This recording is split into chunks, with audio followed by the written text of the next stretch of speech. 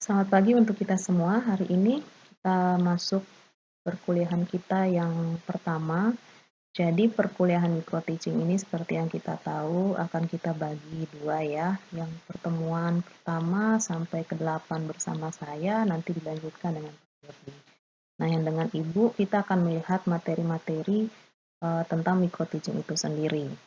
Minggu lalu sudah diberikan kepada kalian bahan ajar dan Ibu berharap sudah ada yang membaca sebagian besar dari apa yang diberikan minggu lalu walaupun mungkin belum keseluruhan. Nah, hari ini kita akan melihat poin-poin penting menyangkut micro teaching.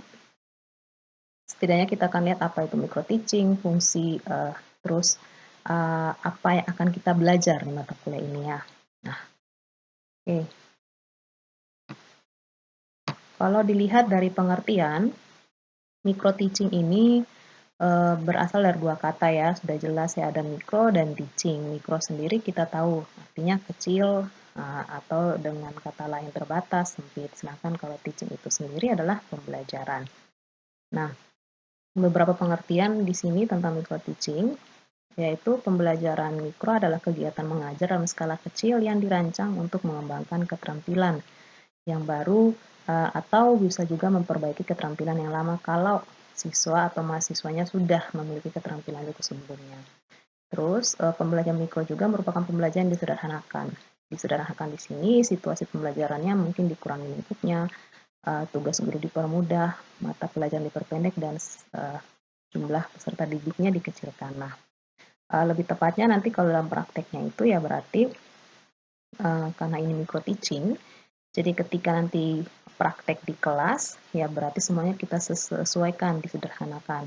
Mungkin pembelajarannya hanya untuk mencakup satu tujuan pembelajaran, mungkin juga hanya untuk melihat satu keterampilan dasar mengajar, dan waktu yang diberikan juga tidak banyak. Biasanya itu paling top 15 menit, 10-15 menit diberikan kepada kepada mahasiswa untuk praktek. Nah, prakteknya itu dari kegiatan membuka sampai kegiatan menutup. Jadi semuanya itu kita sederhanakan tanpa menghilangkan keterampilan-keterampilan dasar yang harus kita kuasai ya. Nah, fungsinya pendiri dari micro teaching ini adalah memperoleh umpan balik atau atas penampilan dalam pembelajaran, memberikan kesempatan kepada siswa calon guru menemukan dirinya sebagai calon guru dan menemukan mode-mode penampilan seorang guru dalam pembelajaran. Nah, kegunaan dari micro teaching ini adalah pasti paling mendasar adalah kalian praktek mengajar. Jadi akan dilihat apakah saya sudah bisa nih untuk mengajar di depan kelas gitu.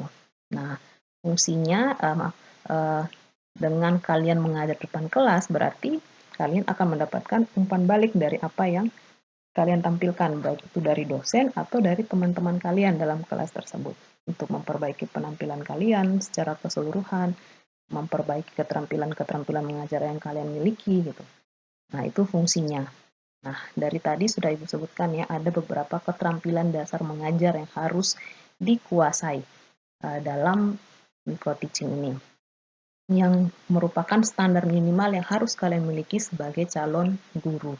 Nah, mungkin sudah ada yang membaca buku yang kemarin, bahan ajar yang diberikan kemarin itu sudah ada semua di situ. Silakan baca lagi kalau misalkan nanti penjelasan Ibu kurang mendalam, kalian rasa silakan membaca lagi. Nah, ini Ibu berikan poin-poin pentingnya saja. Nah, keterampilan dasar mengajar itu ada 8 ya. Yang pertama, keterampilan membuka dan menutup pembelajaran. Yang kedua, keterampilan menjelaskan, bertanya, menggunakan variasi, memberikan penguatan, mengajar kelompok kecil dan perorangan, keterampilan mengolah kelas, dan keterampilan membimbing diskusi kelompok kecil. Nah, yang pertama, keterampilan membuka dan menutup pembelajaran. Nah, kalau untuk kegiatan membuka, itu dengan sendirinya kalian harus menciptakan suasana siap bagi peserta didik. Suasana yang kondusif untuk pembelajaran dimulai dan anak-anak siap untuk menerima materi. Nah, mungkin biasanya ya kalau kalian masih ingat, entah itu dilakukan guru atau dilakukan dosen gitu, kita pasti menyapa siswa di awal membuka pelajaran atau mungkin setelah menyapa mengabsen, menanyakan kabar dan lain sebagainya, terus memberikan motivasi mungkin ya, dan mengabsen dan lain sebagainya ada itu merupakan, kegiatan membuka pembelajaran gitu. Nah, kita itu membutuhkan keterampilan khusus gitu. Nah, itu yang akan kita belajar. Selain membuka, ada juga kegiatan menutup. Nah, kegiatan menutup, pelajaran dengan sendirinya ketika pembelajaran sudah selesai, guru harus selalu memberikan istilahnya rangkuman atau ringkasan secara garis besar tentang apa yang sudah dipelajari hari itu. Sehingga, dengan begitu ada tanya jawab kepada siswa, minimal kita bisa menilai bahwa, oh hari ini materi yang saya sudah sampaikan, sudah tersampaikan dengan baik kepada siswa. Jadi bukan hanya meringkas, merangkum, tapi juga mungkin memberikan beberapa pertanyaan kepada siswa, mmm, mengecek apakah mereka sudah menerima pembelajaran dengan baik. Nah, selain memberikan rangkuman, biasanya kegiatan menutup juga dengan memberikan PR atau memberikan tugas atau, oh maaf tadi waktu di pembuka itu juga bisa ditambahkan doa membuka ya. Terus menutup juga boleh mungkin ditambahkan dengan doa menutup pelajaran silahkan. Nah, yang kedua adalah keterampilan menjelaskan. Ini mau tidak mau harus dimiliki ya, namanya kita guru, dan kita harus punya kemampuan menjelaskan materi yang akan kita berikan kepada siswa. Di mana keterampilan guru dalam ini adalah mentransfer materi yang mereka telah siapkan sehingga siswa dapat menerima materi itu dan memahami seperti yang guru inginkan. Jangan nanti kita maunya A, tapi karena cara mentransfernya keliru gitu, jadi anak nangkapnya B. Berarti itu ada yang salah di situ. Salahnya di mana? Berarti keterampilan menjelaskan kita yang mungkin kurang tepat. Sehingga kalian harus memiliki keterampilan menjelaskan yang baik. Jadi materinya sudah ada nih.